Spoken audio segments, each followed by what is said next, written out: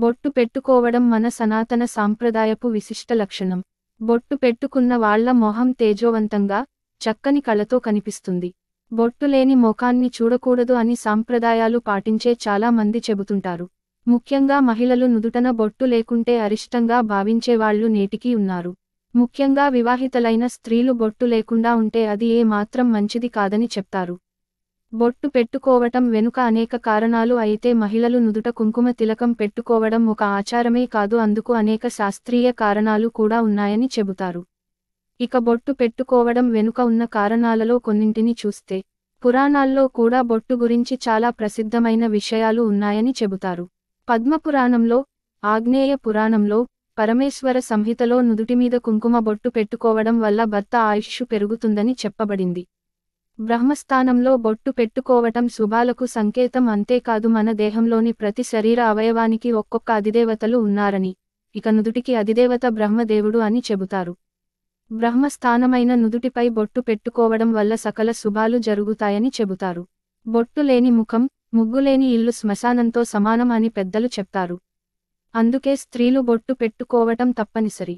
బొట్టు పెట్టుకోవటం వల్ల ఉపయోగాలివే. కుంకుమ బొట్టు పెట్టుకోవడం వల్ల శరీరాన్ని అది చల్లబరుస్తుంది. మహిళలు కుంకుమ బొట్టు పెట్టుకోవడం వల్ల వారు చక్కనైన లైంగిక సామర్థ్యాన్ని కలిగి ఉంటారు.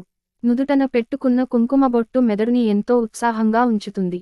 నొసటి మీద వలయాకారంలో బొట్టు పెట్టుకోవడం వల్ల అక్కడ ఉన్న నాడులన్నీ చక్కగా పనిచేసి ఏకాగ్రతను పెరిగేలా చేస్తాయి.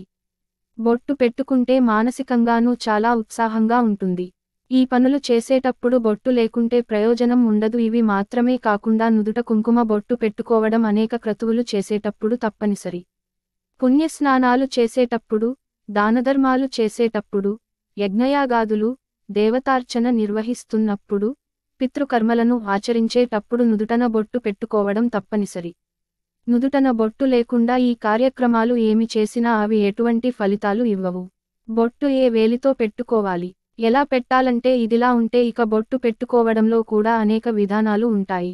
ఏ వేలితో బొట్టు పెట్టుకోవచ్చు, ఏ వేలితో బొట్టు పెట్టుకోరాదు అనేది కూడా మనకు తెలిసి ఉండాలి. మనం బొట్టు పెట్టుకోవాలంటే మధ్య వేలితో పెట్టుకోవాలి. అదే ఇతరులకు బొట్టు పెట్టాలంటే చూపుడు వేలితో పెట్టాలి. అలా కాకుండా మధ్యవేలుతో కానీ, ఉంగరపు వేలుతో కానీ బొట్టు పెడితే ఎదుటివారి కర్మలు మనకు వచ్చిపడతాయి. అందుకే చూపుడు వేలితో ఎదుటివారికి బొట్టు పెట్టాలని చెబుతారు. బొట్టు పెట్టుకుంటే కలిగే ఫలితం ఇదే. ఇక దేవతల ప్రతిమలకు, ఫోటోలకు బొట్టు పెట్టేటప్పుడు ఉంగరం వేలితో బొట్టు, గంధం వంటివి పెట్టాలి. పొరపాటున కూడా మధ్యవేలుతో పెట్టకూడదు. మధ్యవేలుతో మనం బొట్టు పెట్టుకోవడం వల్ల ఆయుష్షు, సంపద రెండూ వస్తాయని చెబుతారు. ఇక బొటన వేలుతో బొట్టు పెట్టుకుంటే పుష్టి కలుగుతుందని చెబుతారు. మొత్తంగా చూస్తే ఖచ్చితంగా మహిళలు బొట్టు పెట్టుకోవాలి. మహిళలు మాత్రమే కాదు, పురుషులు కూడా బొట్టు పెట్టుకోవటం ఎంతో మంచిది.